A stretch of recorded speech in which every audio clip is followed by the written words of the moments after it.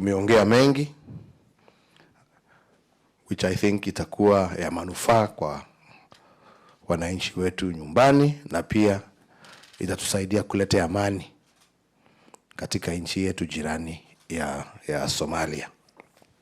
Mimi nataka kuwashukuru as a diaspora also for, despite being here for some of you for many years, you have never forgotten your Kenyanness. You are still Kenyan and still proud to be Kenyan, as Ambassador has said. And that, I think, is something that we should be all truly grateful for.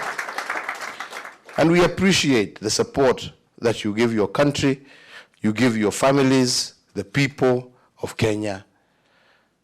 Through the work that you do here, you haven't forgotten your people also at home. And that's something I always like reminding and telling people, that despite the fact that you're here, we appreciate your efforts, and we see your efforts also, even in the various things that happen at home. Today, you are a very strong contributor also to the remittances that come back home. That means you're an essential part of the development agenda of Kenya, because without those remittances, we would not have that revenue to be able to do other things. So it is appreciated, and that's why we have set up, for the very first time in history, we now have a diaspora policy. We now have a department for the diaspora, and they may not have been as active, but at least we are now putting in place the pieces. And I'm certain that going forward, the diaspora, or the Kenyan diaspora, not just here in the United Kingdom, but wherever they may be in the world, will begin to see that they are now playing a critical part and being engaged and consulted and working together with their brothers and sisters at home. And this is the ultimate objective, that you can become an integral part of our development agenda and program.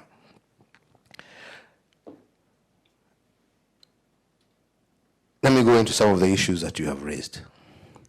And I think the first one was the issue of voting. And you all know that when we came here in 2013, we made you that promise. And we were well on the way of delivering that promise. Because as Ambassador, High Commissioner said, we had put the resources aside. We were heading in that direction. Unfortunately, we then got engaged with the normal Kenyan disease of politics. And we somehow disengaged as we were shouting at each other, this corner, oh, this commission is bad, that commission is good, this commission is this way.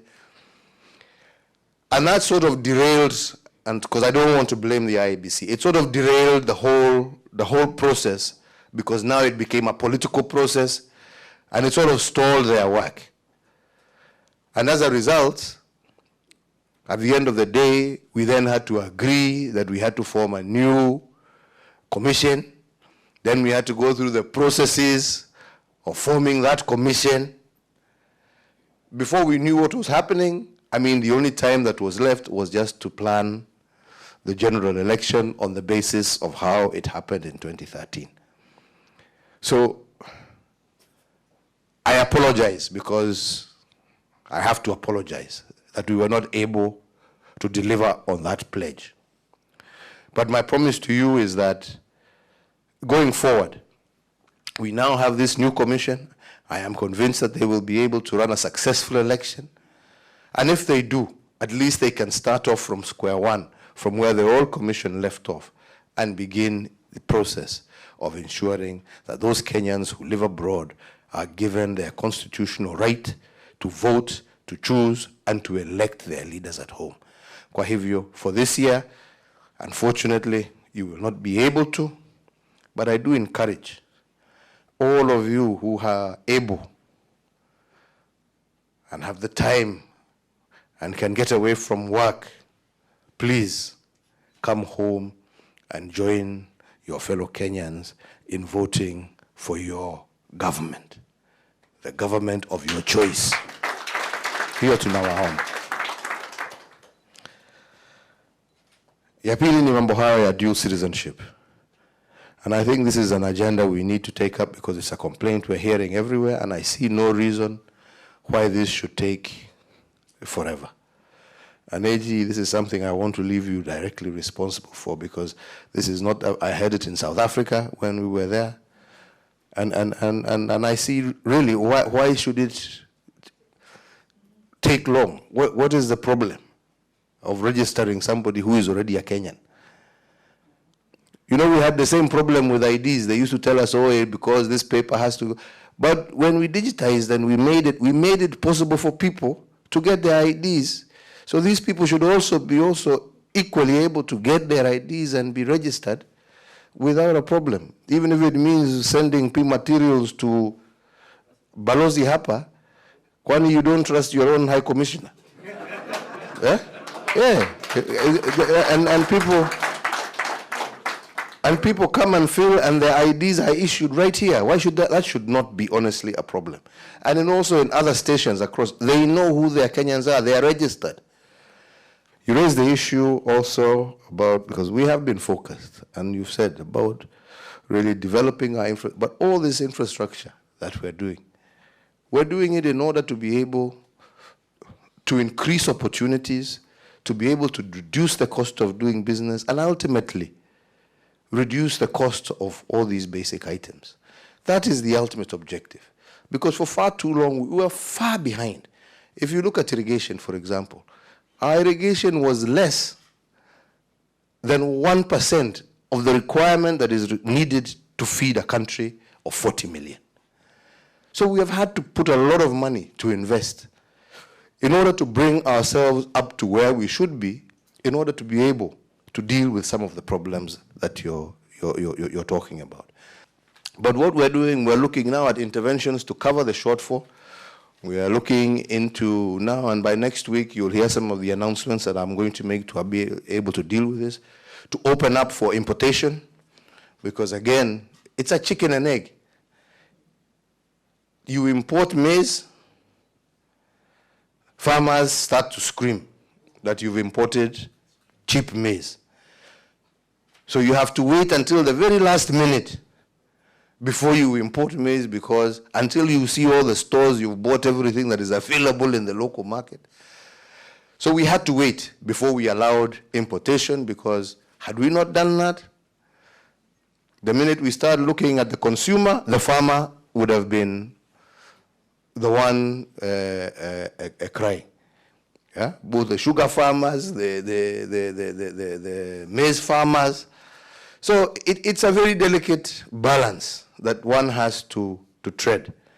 But we are doing something, and I think by next week, those of you who follow the news at home will hear the things that we are doing, at least to alleviate the problem in the short term, as we now await for more crop to be able to enter our silos, so that we can become more consistent.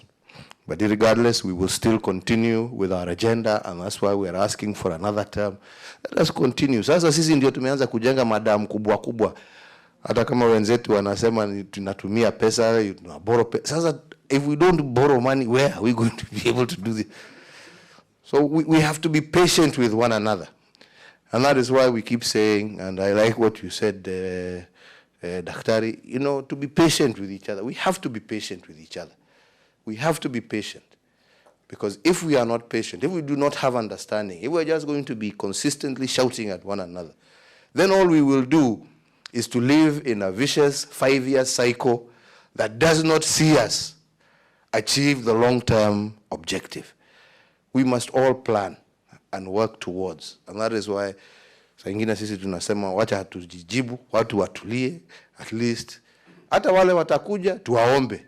Kama sio sisi, waendelee pahali tumewaachia. Sio kuanza kuanza mambo mapya.